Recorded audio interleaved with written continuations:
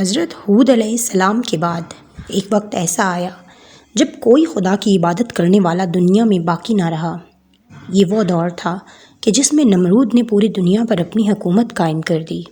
ایک دن نمرود کے نجومیوں میں سے ایک شخص نمرود کے پاس آیا اور کہنے لگا، ایک لڑکا ایسا پیدا ہوگا جو تیرے دین کو باطل کر دے گا اور ایک نیا دین اس کی جگہ رائج کر دے گا۔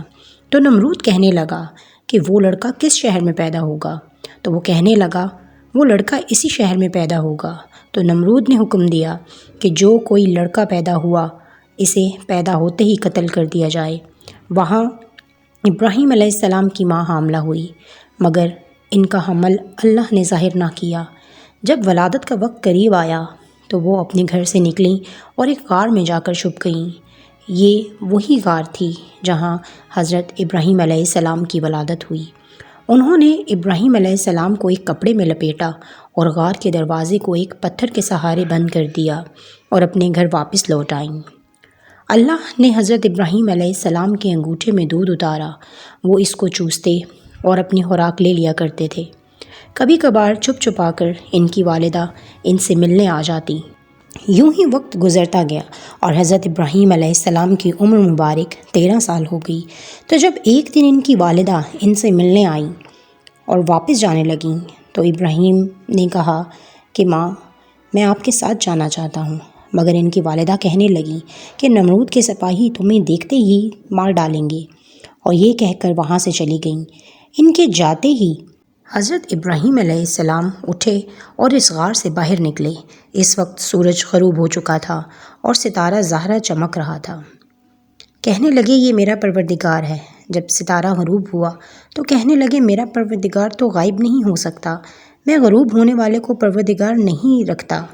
پھر چاند طلوع ہوا تو کہنے لگے، یہ زہرہ سے بھی بڑا ہے، مگر وہ بھی غائب ہو گیا۔ تو کہنے لگے کہ اگر میرا پروردگار میری حفاظت نہ کرتا تو میں بہک جاتا۔ پھر جب صبح ہوئی اور آفتاب طلوع ہوا اور اس نے آسمان کو روشن کر دیا تو کہنے لگے، یہ میرا خدا ہے۔ جب وہ بھی چلا گیا تو خدا نے آسمان کو کھول دیا۔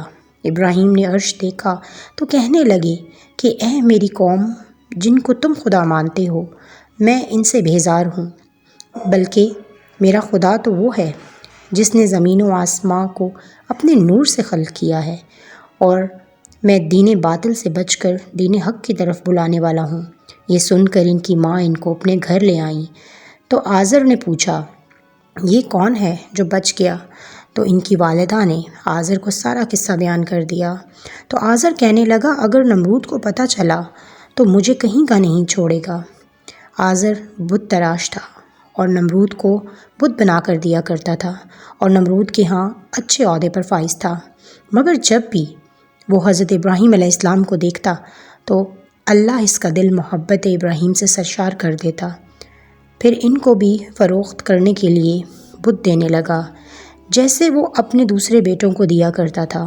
تو حضرت ابراہیم علیہ السلام ان کے گلے میں رسی ڈالتے اور انہیں گھسیٹتے پھرتے اور کہتے، کون ایسی چیز کا خریدار بنے گا؟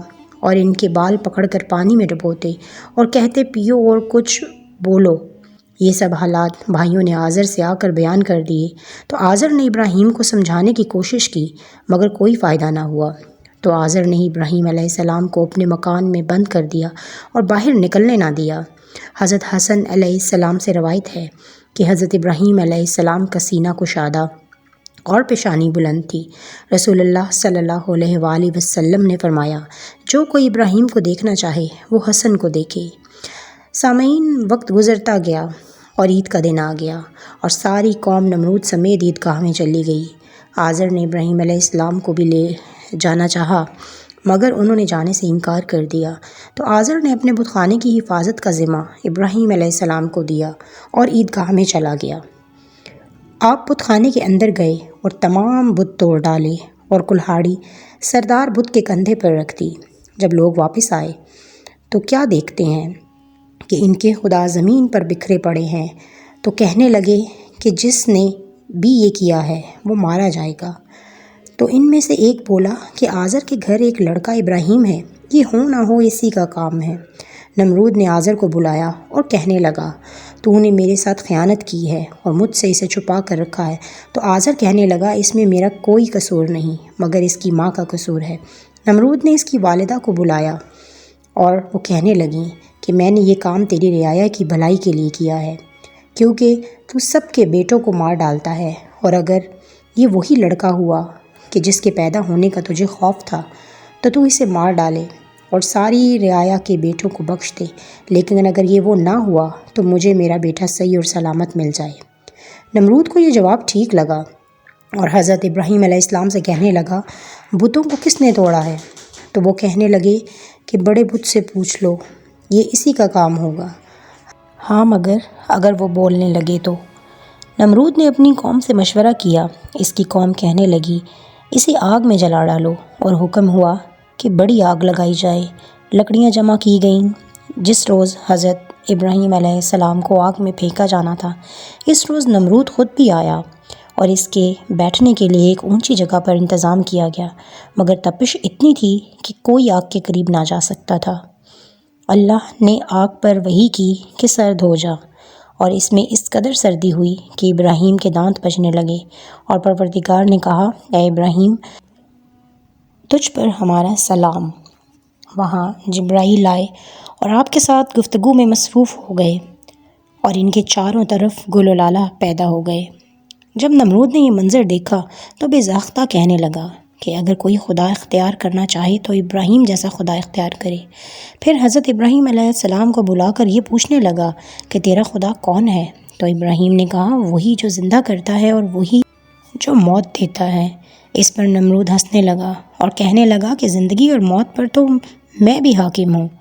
اس نے زندان سے 2 قیدیوں کو بلایا۔ ایک قیدی جسے کل سزائے موت ہونے والی تھی اسے آزاد کر دیا، اور جسے کل آزادی ملنے والی تھی اسے قتل کر دیا، اور ابراہیم علیہ السلام کو کہنے لگا ایک کو میں نے زندگی بخشی، ایک کو میں نے موت بخشی۔ اس پر حضرت ابراہیم علیہ السلام کو جلال آیا اور کہنے لگے میرا پروردگار مشرق سے سورج طلوع کرتا ہے، اگر تو خدا ہے تو مغرب سے سورج طلوع کر کے دکھا۔ اور اس طرح نمرود ذلیل و رسوا ہوا اور حضرت ابراہیم علیہ السلام وہاں سے چلے گئے۔ ایک دن نمرود نے ایک بہت اونچا مینار بنوایا اور کہنے لگا کہ میں ابراہیم علیہ السلام کے خدا کو قتل کر ڈالوں گا، نعوذ باللہ، اور اس مینار پر چڑھا اور ہوا میں تیر چلایا۔ اللہ نے اس کے تیر پر ایک مچھلی لگا کر واپس بھیجا، اور اس نے شور مچایا کہ میں نے ابراہیم علیہ السلام کے خدا کو قتل کر ڈالا ہے، نعوذ باللہ۔ اسی اثناء میں ایک مچھر اس کے ناک کے ذریعے اس کے سر تک پہنچا، اور اس مچھر نے نمرود کو پاگل کر دیا، اور اسی وجہ سے نمرود کچھ ہی عرصے بعد مر گیا۔ نمرود کے مر جانے کے بعد حضرت ابراہیم علیہ السلام نے اس بستی کو چھوڑا اور پوری دنیا میں دین حق کی تبلیغ کے لیے نکل گئے۔ نمرود کے مر جانے کے بعد حضرت ابراہیم علیہ السلام دین خدا کی تبلیغ کے لیے دنیا میں نکلے تو آپ نے شام میں قیام فرمایا۔ وہاں آپ اپنی بیوی حضرت ہاجرہ اور حضرت سارہ علیہ السلام کے ساتھ رہنے لگے۔ دوستو یہ تھی آج کی ہماری ویڈیو۔